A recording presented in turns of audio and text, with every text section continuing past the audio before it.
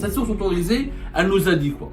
Elle nous a dit que le gouvernement algérien certifie qu'il n'a aucun lien avec les influenceurs. Il n'y a pas de lien matériel. C'est-à-dire que le gouvernement algérien, le régime algérien, plus exactement, refuse tout amalgame, il refuse ou la dément tout lien avec ces influenceurs. Pour le régime algérien, ces personnes, ce sont des voyous, des délinquants. Il reconnaît que ce sont des délinquants et des voyous et qui sont clairement des individus complètement isolés.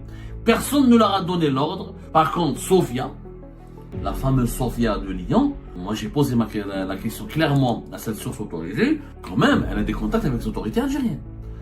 En 2022, elle est revenue en Algérie, alors qu'elle était interdite, elle a été recherchée par les autorités algériennes. Ensuite, elle change de discours. Elle se convertit, elle a fait des plateaux de télévision en Algérie. Ensuite, elle est devenue une activiste attitrée et proche du régime algérien. Le cas de Sofia Bellemen suscite des interrogations et des doutes. Ma source a dit que toujours, elle s'est maintenue à cette réaction, à cette réponse. Non, ce sont des comportements individuels. Cette source autorisée, elle nous a dit quoi? Elle nous a dit que le gouvernement algérien certifie qu'il n'a aucun lien avec les influenceurs. Il n'y a pas de lien matériel, il n'y a pas de lien financier, il n'y a pas de lien physique. C'est-à-dire que le gouvernement algérien, le régime algérien, plus exactement, refuse tout amalgame, il refuse ou la dément tout lien avec ces influenceurs. Pour lui, à entendre pour cette source autorisée, selon cette source autorisée, pour le régime algérien, ces personnes, ce sont des voyous, des délinquants. Il reconnaît que ce sont des délinquants et des voyous qui agissent qui ont des comportements totalement autonomes et qui agissent selon leur état d'esprit et qui sont clairement des individus complètement isolés.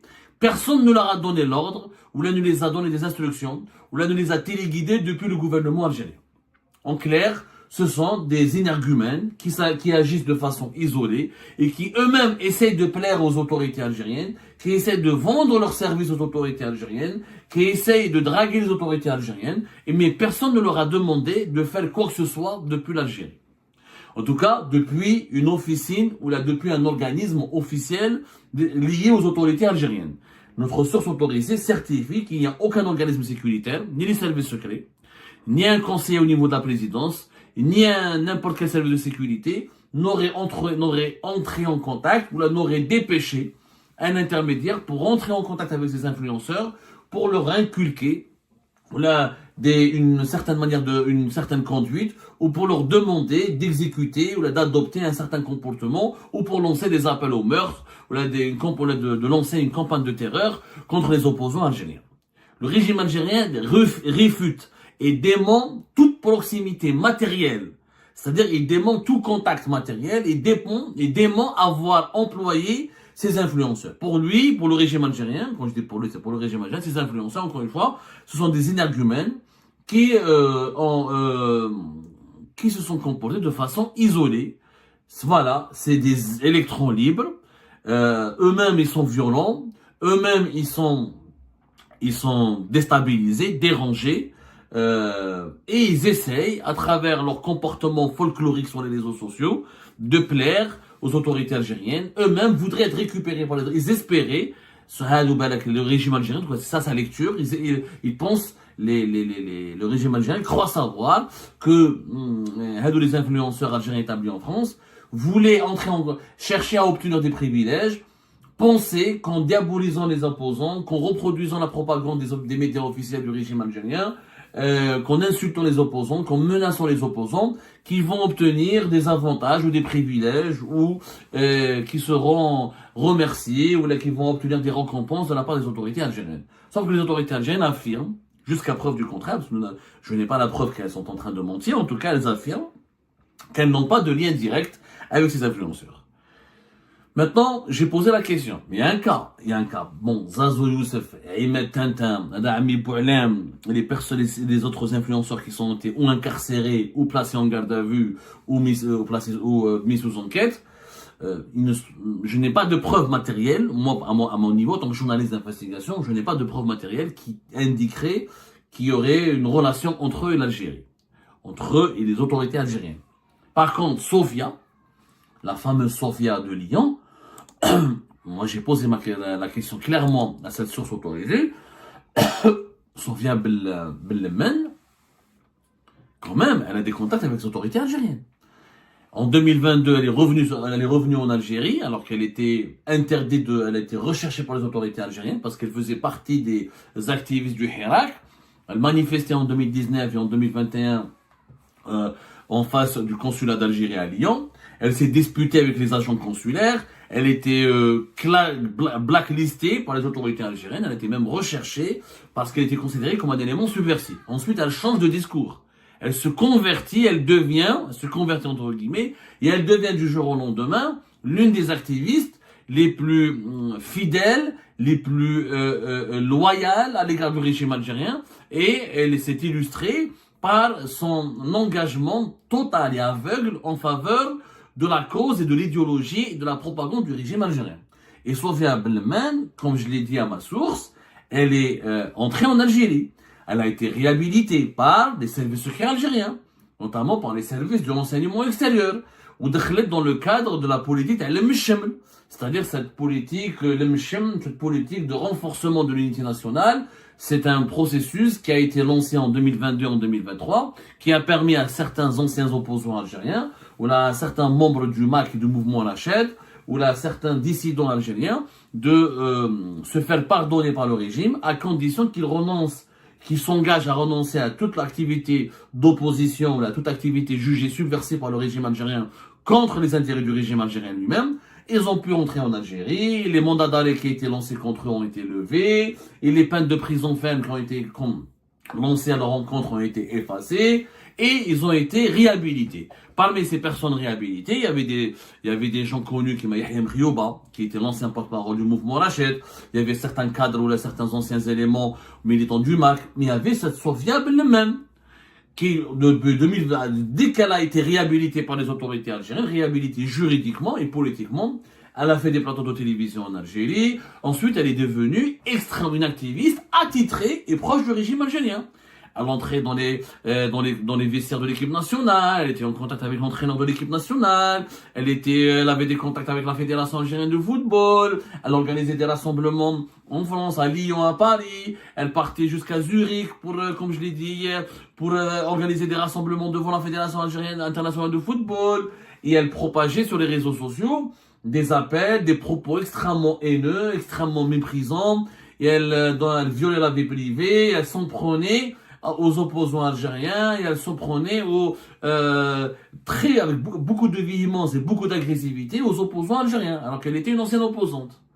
Quand j'ai dit, est-ce que le cas, quand j'ai parlé avec ma source, je lui ai bien expliqué, le cas de Sofia Bellemen suscite des interrogations et des doutes.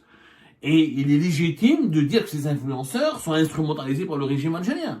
Parce que Sofia Bellemen, beaucoup de sources et beaucoup d'indices témoignent qu'elle a été employée, elle a développé une certaine proximité, plus que médiatique, plus qu'idéologique, à s'afficher avec les autorités algériennes. Clairement. Ma source a démenti aussi, et elle a expliqué, elle a affirmé que Sofia Bellemen, effectivement, elle a été réhabilitée par les autorités algériennes. C'est-à-dire elle a été, sa situation juridique, elle a été assainie par les autorités algériennes. Elle ne fait plus l'objet d'un mandat d'arrêt, elle n'est plus recherchée par les autorités algériennes, elle n'est plus inquiétée sur le plan juridique, mais les comportements qu'elle a adoptés plus tard, les postures qu'elle a adoptées plus tard, son activisme ou son engagement en faveur du régime algérien, en faveur de Tebboune, ou en faveur, quand elle tentait d'organiser, je rappelle qu'en 2023 et en 2022, Sofia Bellemen et un certain nombre d'activistes favorables ou approches du régime algérien, la pro-régime algérien, ont voulu organiser des rassemblements à Paris. Ils ont arboré les portraits des activistes algériens, des opposants algériens. Ils les ont dénoncés. Ils nous ont associés au Maroc, au Makhzen, au Mossad, à Israël, avec des appels à la haine, avec des appels à des agressions. Ma source a dit que toujours, elle s'est maintenue à cette réaction, à cette réponse. Non.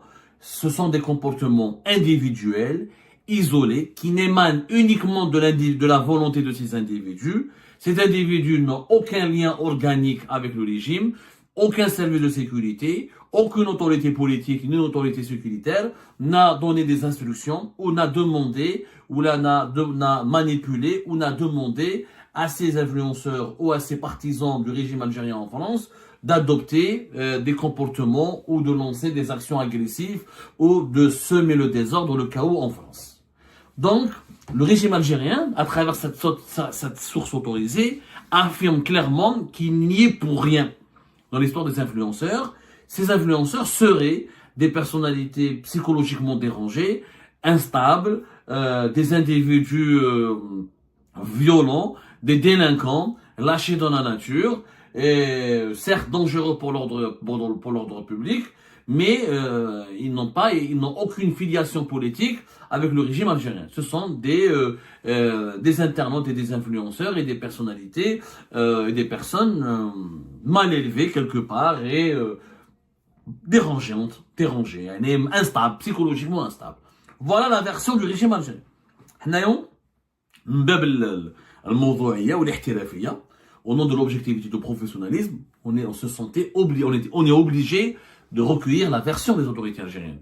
On aurait aimé avoir une déclaration officielle du ministre des Affaires étrangères, du ministre des Affaires étrangères, du porte-parole du gouvernement, de la présidence, du Premier ministère, du ministère de la Défense nationale. Mais on ne peut pas, malheureusement, le régime algérien ne veut pas nous parler. Mais il y a une source autorisée qui a été autorisée, une source c'est une source qui a été autorisée par les autorités algériennes à nous parler, à nous délivrer cette réponse. Les autorités algériennes nient, encore une fois, toute relation directe ou toute collaboration ou toute coopération directe avec ces influenceurs ou avec ces délinquants qui appellent au crime et qui appellent au terrorisme et qui font de l'apologie du terrorisme en France. Ils ne sont pas instrumentalisés. Le régime algérien refuse ou la refute toute implication dans ces actes de violence et ces manœuvres de déstabilisation de la France, parce que quand des personnes appellent à des violences, quand il y a eu autant d'appels à la violence et quand il y a eu des menaces de mort propagées massivement sur les réseaux sociaux dans des vidéos qui sont vues par des millions de vues, c'est quand même un acte de déstabilisation parce qu'une atteinte caractérisée à l'ordre public. Maintenant, est-ce que cette source autorisée nous a menti? On n'a pas les moyens de le vérifier. Les seuls qui ont les moyens de le vérifier, ce sont les autorités françaises. Ce sont les enquêteurs de la police judiciaire française. Les perquisitions ont été menées, les outils informatiques et les smartphones de ces influenceurs et de ces influenceurs favorables et pro-régime algérien et proches du régime algérien ont été saisis. Maintenant, l'enquête, la France, les autorités françaises, je le sais pertinemment, ont tous les moyens nécessaires, ont tous les outils nécessaires pour remonter, pour vérifier les connexions de ces influenceurs. Et pour identifier ces connexions et pour les situer géographiquement et politiquement. Si au cours de l'enquête, si au cours de ces enquêtes, les autorités françaises découvrent qu'il y a un lien matériel avéré avec une partie liée au régime algérien, là, le régime algérien risque naturellement non seulement d'être mis en examen, d'être cloué au pilori, mais il s'expose juridiquement et pénalement et moralement à des condamnations et à des poursuites. Maintenant, les enquêtes se poursuivent, les procès n'ont pas encore eu lieu, on parle pour le moment de détention provisoire, de garde à vue, d'investigations qui sont en cours. Moi, j'appelle au calme et je dis, laissons la police judiciaire française faire son travail. Sont vraiment des gens professionnels. Je l'ai vu à travers mon histoire quand j'ai été agressé et quand on a essayé de m'assassiner le 15 août 2023. J'ai vu qu'ils ont des moyens extrêmement sophistiqués. Ils sont très objectifs, très professionnels. Ils travaillent sur les faits, rien que les faits. On verra quand les faits vont parler. Là, on verra si cette source autorisée nous a menti ou pas. Et ben voilà les amis, c'était ça. Je vous remercie comme d'habitude pour avoir suivi cette vidéo jusqu'à la fin. N'oubliez pas de nous laisser vos commentaires, vos réactions et vos likes sur cette vidéo et de vous abonner à la chaîne si vous n'êtes pas encore abonné. Et ben, je vous remercie aussi pour votre soutien à notre chaîne, ça fait vraiment plaisir. Nous avons bien dépassé la barre des 25 000 abonnés très récemment et nous démarrons l'année 2025 avec de nouveaux objectifs et nous espérons bien être toujours à la hauteur de vos expectations. C'est très important pour nous, donc nous lisons vos commentaires et les discussions très animées et très intéressantes dans la section des commentaires. Donc c'est un petit peu aussi le but de nos vidéos et de ces capsules, c'est de pouvoir discuter entre nous et de se partager les différents points de vue. Donc voilà, merci encore une fois pour votre soutien et à la prochaine dans une nouvelle vidéo. Au revoir.